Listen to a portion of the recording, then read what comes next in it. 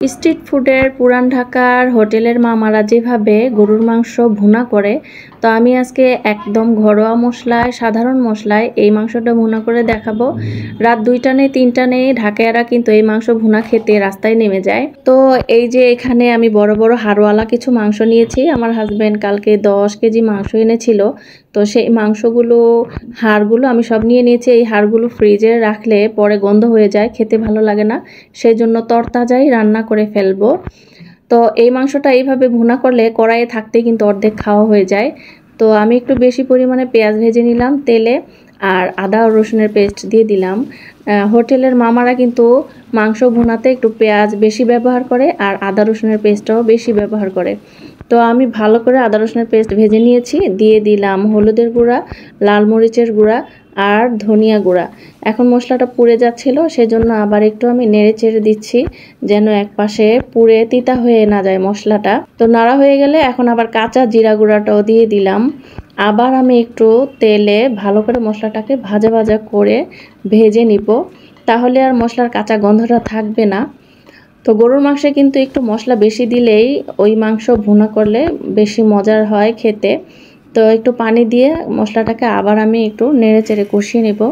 তো যখন তেল উঠে আসবে তখন এর আগে আমি দিয়ে দিচ্ছি গরম মশলা, দারচিনি, এলাচ আর তেজপাতা। তো তেল উঠে আসলে মশলাটা আবার একটু কষিয়ে নিচ্ছি। এখন আমি দিয়ে দিব ধুয়ে রাখা গরুর মাংসগুলো। তো গরুর মাংস কিন্তু যেই দিন বাজার থেকে কিনে আনে ফ্রিজে রাখার আগে তরতাজা রান্না করলে একটু বেশি ঘ্রাণ হয়, খেতেও ভালো লাগে। আর স্ট্রিট ফুডের হোটেলের মামারা কিন্তু 10 কেজি, 1 মণ, 20 কেজি, 30 কেজি মাংস একসাথে যেদিন রান্না করবে সেদিনই তরতাজা কিনে এনে রান্না করে, ওটার ফ্রিজে রাখে না। সেই জন্যই তাদের মাংসটা এত বেশি মজার হয়। যাই হোক, লবণ দিয়ে মশলায় এখন ভালো করে আমি গরুর মাংসটা মশলার সাথে একটু নেড়ে চেড়ে কষিয়ে নিব।